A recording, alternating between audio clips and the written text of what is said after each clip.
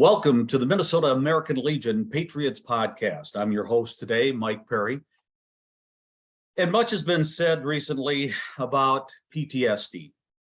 And we have guests here today who I've known for a couple of years now. And I've asked him openly if he would share his story about what really is PTSD. You know, back in the day, I'm sure our guest will agree that they used to say it's shell-shocked back in the World War I, II, Korea. But it's more than that. It's the same, but it's more. Wars have changed over time. So I want to introduce you to a gentleman that was raised in Racine, Wisconsin. He was born back in 1962. Moved to Rochester, Minnesota, and went to John Marshall High School. With us is Mark Maloney. And he's served some positions, first and foremost, throughout the 1st District, American Legion here. But let's go back to those early days when you originally went into the service. Tell us, was it active? Was it National Guard? How did you get involved in the military? I first joined the National Guard in Rochester. It's HHC. Back, I believe it was 148th Infantry. That was back in 1983 I joined, plus I was going to college at the time. And then I enjoyed it that I figured I'll go active duty, which after my term in the National Guards, after I was state activated for the Hormel Meatpacker strike, I had enlisted in the active duty, and my first duty station was Fort Polk, Louisiana with the 446 Infantry. Forward after that, I turned around and re-enlisted for more service, so I ended up re-enlisting for Germany, Bamberg, Germany, which I was with the Alpha Company 6 and the 6, 1st Armored Division, 7th Corps. And then you moved on, and you actually ended up in 2 different battles in Iraq. Correct. Tell me about it. The first battle was Abasai, which was early in the morning, and basically you've seen some of the articles of how we more or less how people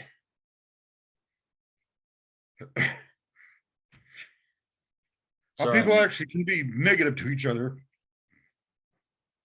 and how cruel life actually is. I'm sorry. That's all right. I ended up doing some things I didn't like doing, and I'm here today because of it. So yes, but that combat wasn't, it was, well, like everything, a war is hell, and sometimes good people got to do bad things also.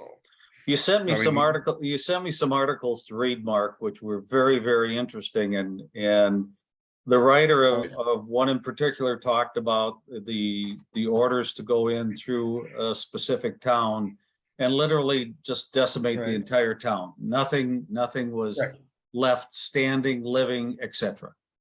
Right. That is true. Our mission back in 1990, if you remember, our mission was to get Saddam Hussein out of Kuwait. Right. And at that time, our mission was also to decimate and destroy the Iraqi army till it takes some 10 years to rebuild. So my mission, like I said, I was with the 1st Armored Division. Our first thing was anything that's seen or gone or shot back at you, shoot back. And, and we were also told, here goes another thing too, that I agree on what we're talking about as part of the PTSD is, when you're in combat or when you're in military, the way they taught us was you never surrender, you never give up, or you never become a POW. If PTSD is not just for people in the military, anybody can get it. What it is seeing something that's very so horrific that your mind can't get over it, can't function, because then you end up having smells or areas that turn around and are called triggers. a Right. smell, a way somebody looks, a way somebody talks. And lately, I know I'm probably getting off the track, but lately I noticed like we had this COVID was a bad time for me because my job was to turn around and look at people's eyes and watch their facial features and the way their body moves. If someone's talking to you about something and you can't see what their, eyes or whatever, what they're looking at or they're shifting because, that's what keyed on us for us, for especially an infantryman or a combat, that the way I react to things is differently than other people. I turn around and look That at is true. I turn around and look at people's actions and stuff like that. If I say something, it doesn't, then I turn around and say, okay, let's find a way to fix it. If it doesn't, well, I was always taught, anything can happen and, you do the right thing and, you don't give up. But what I'm back to say is, what I'm saying is that most people say, oh, I wish I went to war, stuff like that. I look at them and kind of shake like that. And I turn around and look at you and I turn around and say in my mind, I'm glad you haven't. I'm glad you didn't, because you avoided the stuff that I see every night. Being PTSD doesn't mean that I'm broke or doesn't mean I'm weak. It's just I haven't bent. I didn't break.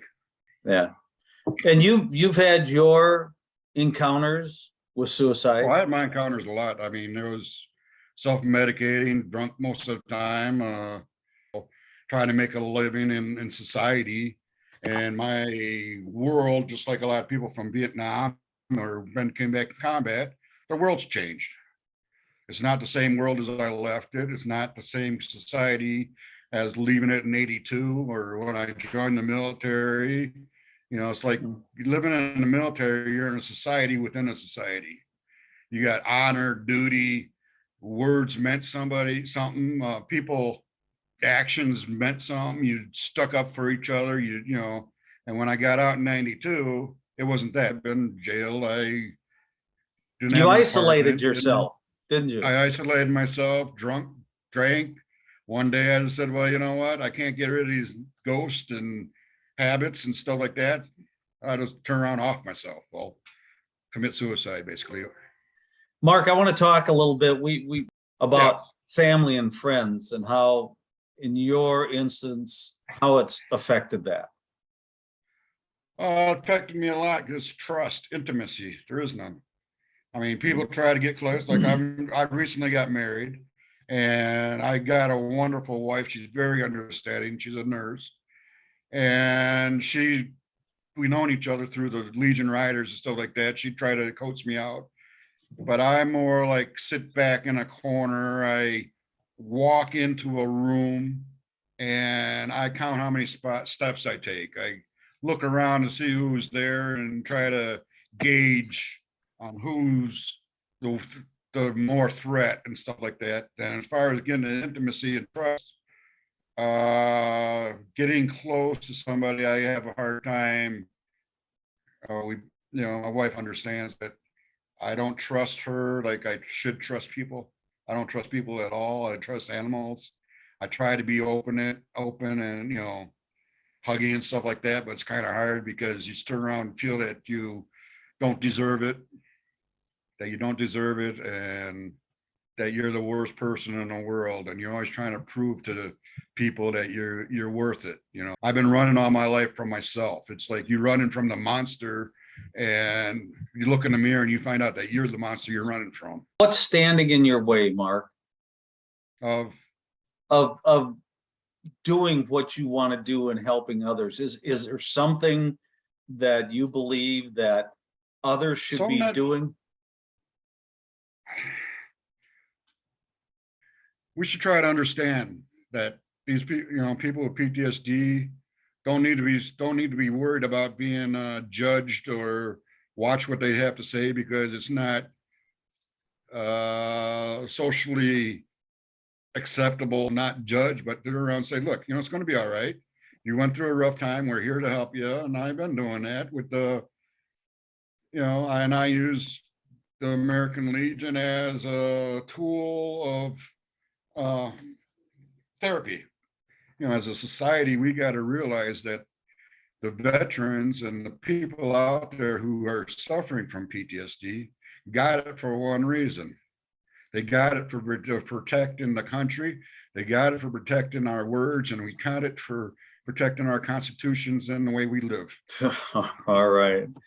Mark, this has been great. I knew if there was anybody that I could count on to just tell it like it is, you would be the one, and you graciously stepped forward. Where are you going from here? What's next on the day-to-day workings of Mark Maloney?